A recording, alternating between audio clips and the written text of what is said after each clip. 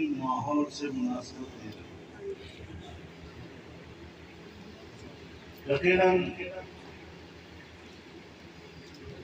ایک بہت بڑے عالم، استاد، جنہوں نے اس جامعے کی بنیاد رکھی اور ایک طویل عرصے تک ان کی دینی اور علمی خدمات وہیں تھیں، ہم آج جہاں ان کی وفات پر ان کے خاندان کے ساتھ، جامعہ کے طلباء اور اساتذہ کے ساتھ اور ان سے ان کے متعلقین کے ساتھ تعزیت کرنے حاضر ہوئے ہیں، وہاں ہم ان کی عظیم تر علمی اور دینی خدمات کو بھی خراج عقیدت کرتے ہیں۔ ہمارا عقیدہ اور ایمان ہے کہ دنیا میں جو بھی آتا ہے ایک محدود وقت کے لیے آتا ہے، اس مہمان خانے کا چند دن میں مہمان ہوتا ہے اور پھر وہ دنیا سے رخصت ہوتا ہے۔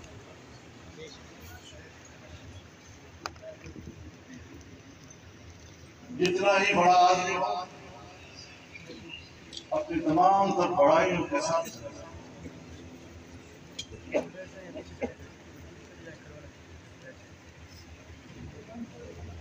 ایسے موقع پر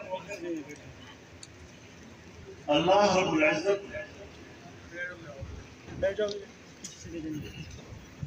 جن تعلیمات سے انسانیت کو نوازا اور جناب رسول اللہ صلی اللہ علیہ وسلم کی امت کو نوازا،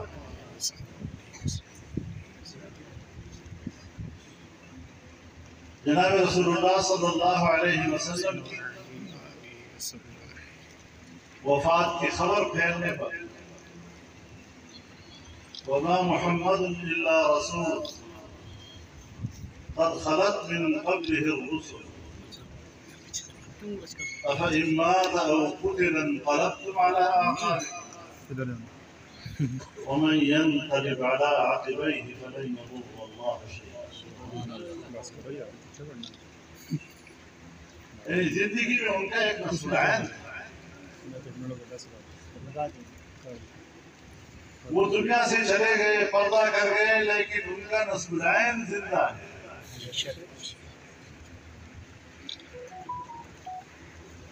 تو محض ماتم کرنا،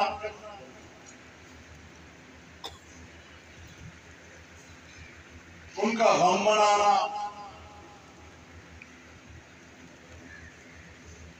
اس کی بجائے ہماری ذمہ داری ہے کہ اس نصب العین سے اس کے خدمت کریں۔ وہ جو امانت چھوڑ گئے ہم اس امانت کے امین بنیں، اور ظاہر ہے کہ یہی نصب العین ان کو بھی اپنے اکابر سے ملا اور انہوں نے اپنی بساط کے مطابق، اپنے استعداد کے مطابق اس امانت کو نبھایا، جس کے ہمیں قدر کرنی چاہیے۔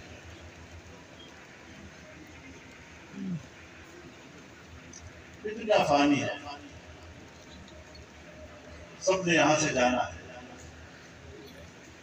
ہماری اس مختصر زندگی میں کتنی دنیا ہمارے سامنے سے گزری،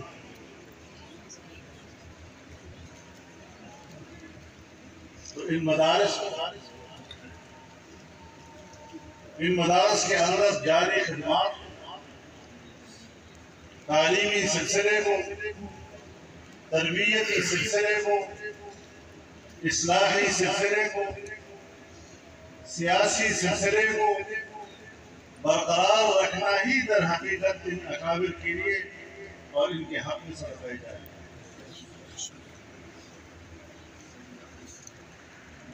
اب یہ آپ کا میدان ہے، یہ باپ کی ذمہ داری ہے کہ ہم ان کو کس طرح کریں۔ تو یہی میرے سامنے ایک مسئلہ مد نظر ہے کہ اس وقت پوری دنیا جہاں پر بھی کوئی دین اسلام کا کام ہو رہا ہے، دنیا مذہب کی دشمن نہیں، دنیا مذہب اسلام کی دشمن۔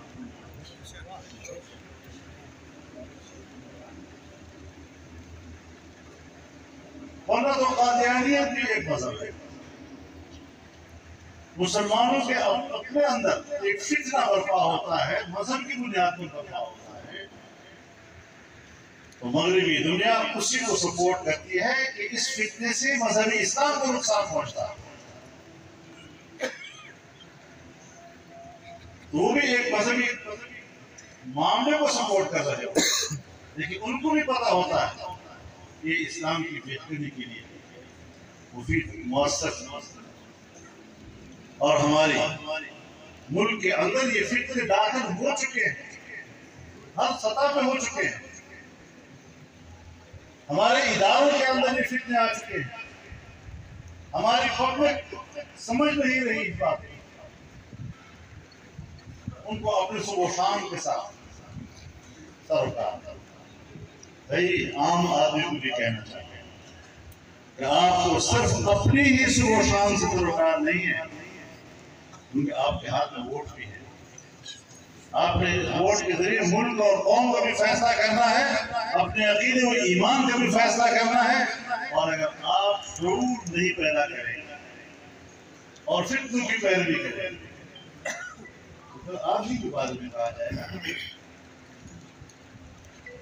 کہ کل اگر دجال آئے گا آپ اس کے پیچھے لہذا آج علماء ہیں، آج ان علماء کی رہنمائی حاصل کریں، آپ کو صحیح اور حق عقیدہ بتاتے، آپ کو علم دیتے اور علم کے ساتھ آپ کو تربیت دیتے۔ جناب رسول اللہ صلی اللہ علیہ وسلم کی یہ دونوں حیثیت ہیں، معلم بھی تھے، مربی بھی تھے۔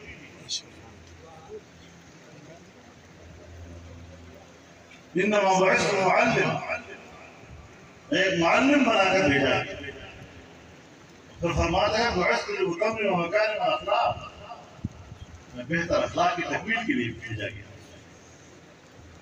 تو علم بھی ہے اور تربیت بھی۔ کتاب جیسی چیز، کتاب اللہ سے سچی چیز اور کیا ہے؟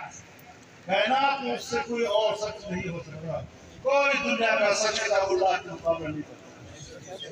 لیکن کتنی مرتبہ قرآن کریم میں اللہ بار بار کہتے ہیں الکتاب والحکمہ، الکتاب والحکمہ، الکتاب والحکمہ۔ یہ سچ کو بھی لوگوں کے سامنے رکھو، دانائی کے ساتھ، عقل مندی کے ساتھ۔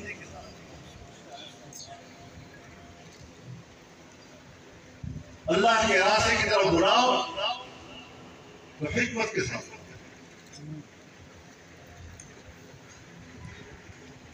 والموعظۃ الحسنہ، شائستہ انداز گفتگو کے ساتھ،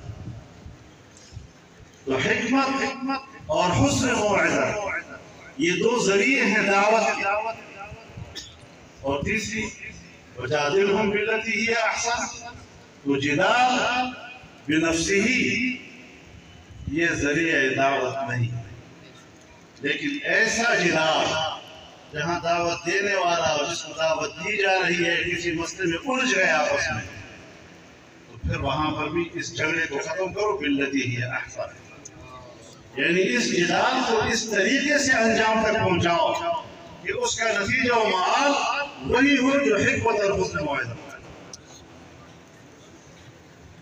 تو یہ پھر حسن لذاتی ہی نہ ہوا، حسن دلیری۔ تو اللہ تعالیٰ نے دونوں شکلیں آپ کے سامنے کہ دعوت دو، حکمت کے ساتھ دو، شائستہ انداز گفتگو کے ساتھ دو، اور اگر کہیں کسی معاملے میں الجھ جاؤ تو وہ بھی شائستہ انداز کے ساتھ اس طرح حل کرو کہ اس کا نتیجہ و معال بھی وہی حکمت اور حسن موعظت والا ہونا چاہیے۔ یہ علماء کرام کا مقام ہے، یہ ان کا میدان ہے، اشتعال اور مسلمان اس کو اکٹھا نہیں ہونا چاہیے۔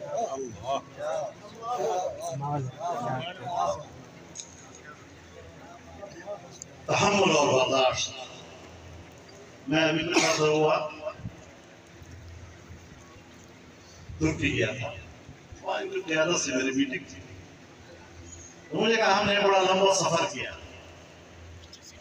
میں نے کہا وہ کیسے؟ کہتے ہیں کہ پرانا تصور جو ترکی کا تھا وہ تھا مذہب سے آزادی، اور ہم نے سفر کرتے کرتے آج ترکی کو اس مقام پر پہنچا دیا ہے کہ اب ترکی کا نظریہ ہے مذہب کی آزادی.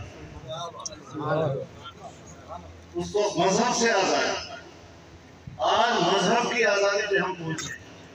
اور یہ جو ہم نے سفر کیا ہے یہ جمہوری سفر ہے، لیکن برداشت کی جمہوری ہے.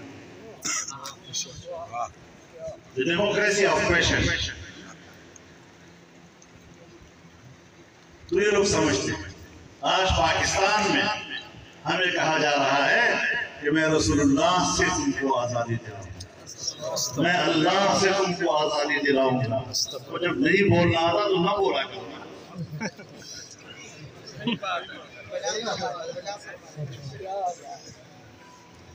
اب یہ لوگ ہمیں دین سمجھائیں گے جن کو کلمہ پڑھنا نہ آتا، جن کو درود پڑھنا نہ آتا، جن کو وضو بنانا نہ آتا، جن کو نماز پڑھنے نہ آتی ہو. اور پتہ نہیں مجھے اتنا معلوم ہے کہ کوئی ایک مہینے میں جا کر اس نے صرف کیا کہ نہ وہ جا کر نہ سکھا کسی اور بالکل صحیح کہا حضرت، بالکل صحیح. تو اس طرح کہ فتنے آئے ہیں. ہمارے اکابر علماء نے اس وقت اپنی ذمہ داریوں کو سمجھا ہے، اور جب سمجھا ہے تو اللہ تعالیٰ ان اداروں کو قائم دائم.